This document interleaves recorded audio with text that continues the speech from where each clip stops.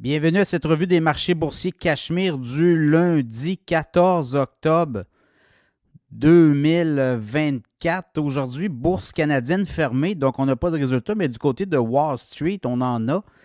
Et ça ça a plutôt, c'est bien déroulé, on va le dire comme ça. Ça s'est plutôt bien déroulé. Je regarde, tous les indices boursiers n'ont jamais été aussi élevés, là. Je regardais le S&P 500, jamais aussi élevé. Le Dow Jones, même chose. Et le Nasdaq aussi, composite, à un sommet. Donc, que demander de mieux? Je regarde le S&P 500, 5859 points en hausse de 44 points aujourd'hui. Le Dow, 43 065. On a franchi les 43 000 points. 201 points de hausse. Le Nasdaq, 18 502 à un sommet, 159 points de hausse. Le baril de pétrole a retraité de 2,81 à 72,75. Ça, c'est le WTI en US. L'once d'or a baissé de 11,40 à 2664.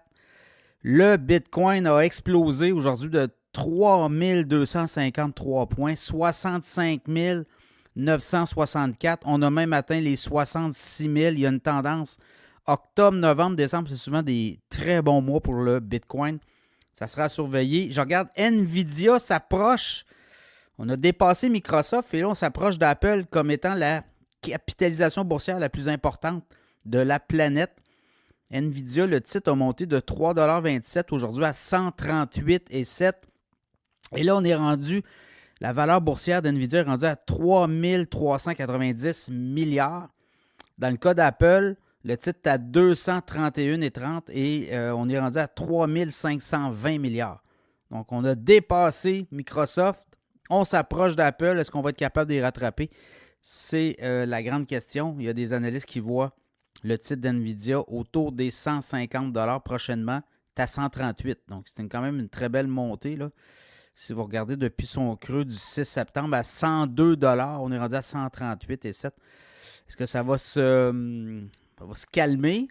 Je regarde les analystes, ils n'ont pas l'air à vouloir se calmer, eux autres. Ils disent, écoutez, les earnings, là, vous allez voir demain, on a eu des résultats vendredi des banques américaines.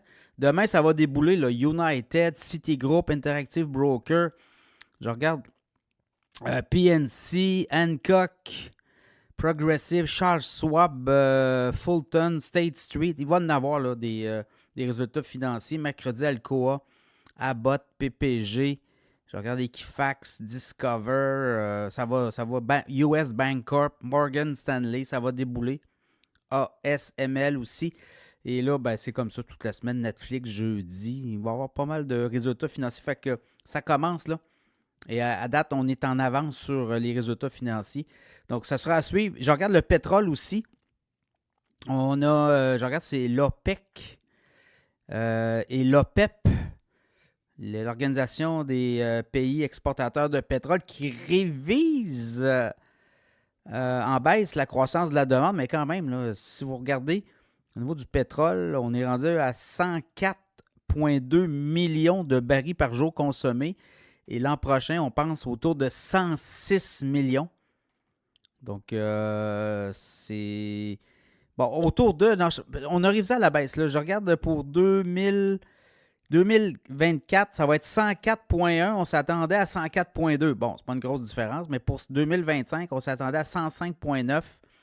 Puis là, on révise à 105,7. Quand même, il se consomme à peu près 104 millions de barils par jour. Partout dans le monde. Avant pandémie, on était autour de 99-100 millions. Donc, la consommation de pétrole augmente, quoi qu'en pensent et quoi qu'en disent les analystes. Et là, c'est de savoir est-ce qu'on va inonder le marché. Est-ce que les pays exportateurs, les pays producteurs vont inonder le marché? Les Américains produisent beaucoup. Les Américains sont devenus des producteurs nets de pétrole. Et c'est ce qui fait que le prix du baril de pétrole n'a plus d'influence vraiment. Pour les Américains, on a juste à produire davantage, évidemment, et on est moins à la merci là, des pays exportateurs, notamment du côté de Proche et Moyen-Orient, mais quand même, ça demeure explosif. Là. Donc, tout ça, demain, des gros résultats, les marchés boursiers dans le vert, on aura Toronto aussi qui va s'ouvrir.